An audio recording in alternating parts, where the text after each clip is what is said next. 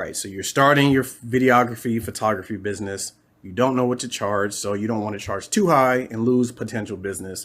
And you don't want to charge too low because you feel like you're worth more. What do?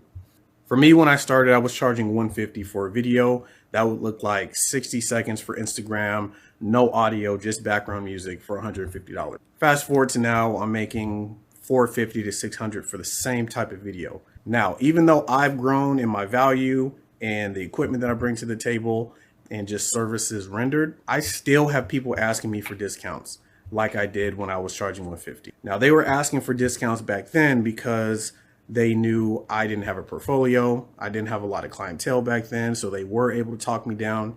And what I knew was just very little. So I was willing to take anything as long as I was able to get my foot in the door. Fast forward to now, they're still asking for discounts, but they're asking for discounts because they want a deal for somebody that they know is worth more. What this taught me is that no matter where you are in your journey, people are going to ask for discounts.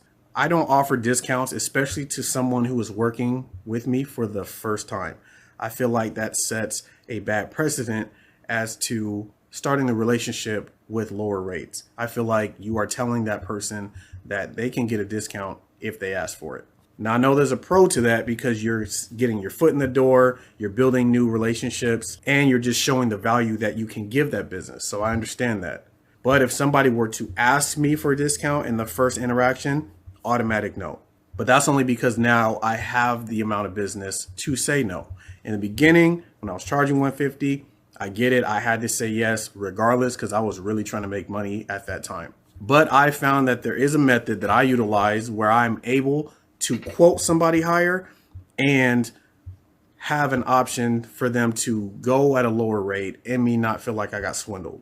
And that is by giving them options. So for example, if I have somebody who's trying to hire me for an event for 2 hours of filming, there's no audio that they need, just different shots of people enjoying themselves, maybe some shots of the speakers, the venue, the vendors, and they want it cut down to 60 seconds, and they want it cut down to 30 to 60 seconds for Instagram.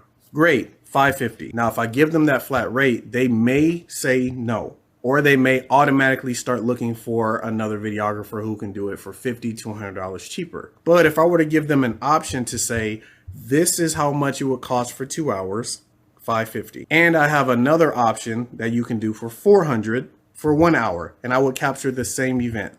I have now given them two options that they can choose from. And I found the people that I like to work with like to choose for themselves. If you remove the choice from someone, they have a harder time spending that money because they feel like they had no option. But the second I give somebody an option to choose A or B, or even a C, if I really wanted to be generous, then I feel like I'm opening the door for more business to come in. Now, the reason I give options is because I feel like if I quote somebody $500 and they rebuttal by saying, well, can you do this instead for $350? I feel like I was talked down. And when you're talked down and you're dealing with someone, the next time they reach out to you for a service, they may feel that they can talk you down every time you give a rate. And that's a bad way to do business. But by you giving options, you stay in the driver's seat. You can change the services rendered by saying, instead of getting this for $550, you can get this for $350. You are still in control. This is also where a lot of question asking is given, where you want to find out where the venue is or how far you have to travel. You want to find out the duration of the shoot or how long they want you there. You have to find out if they want video and photography, or if they want audio for the project, or what. Just ask a million questions. If they say they want 10 things and you quote them $600 and they start to head for the door, option B would be, all right, let's take away 4 of those things. I can quote you this much if you take down those 4 things. If they still don't like that, no problem. I still have a third option. If you remove 3 more, you can get this and I would still be able to service you. That is the only way you're going to be able to have options, is you start to cut out some of the things that they wanted.